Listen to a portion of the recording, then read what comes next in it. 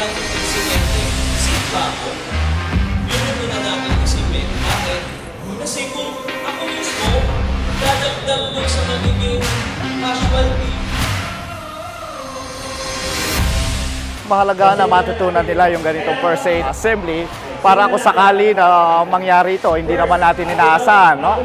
Na mangyayari ito sa sino man. Kung ito ay sakaling dumating, handa ang ating mga estudyante na tumugon sa ganitong pangangailangan. 20 times per minute.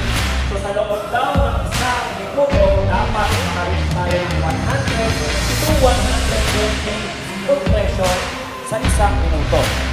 Napakalaking impact ito sa paaralan, lalo na sa mga guro. Hindi sa lahat ng oras, mayroong tutulong sa atin. So kailangan ng bawat estudyante, mayroon silang kaalaman sa kanilang sarili para at least makapagligtas sila ng buhay o may ligtas yung buhay nila.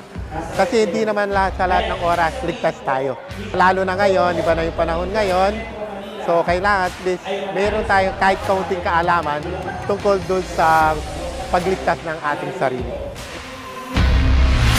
It will be a big help for them, especially nowadays, different calamities, disasters are being experienced. Ready sila. Somehow, we can say that they are ready because of the seminars and symposiums that are being held in school. Hindi pa. Ewan nyo sa tingin.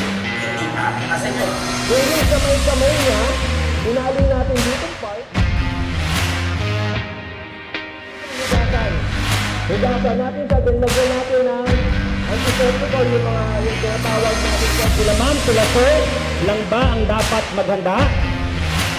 Sino ang unang dapat maghanda?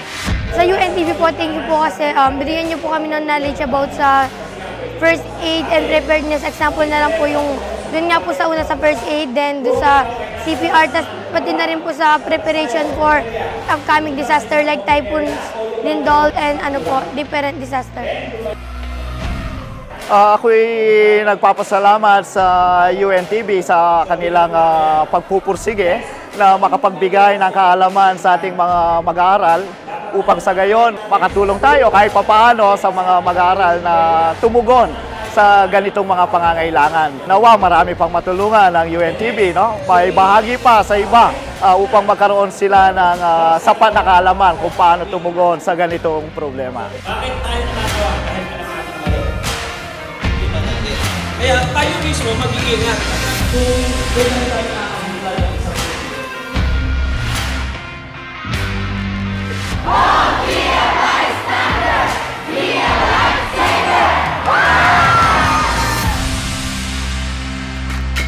To learn more about first aid, emergency preparedness, and disaster awareness, don't forget to click the subscribe button.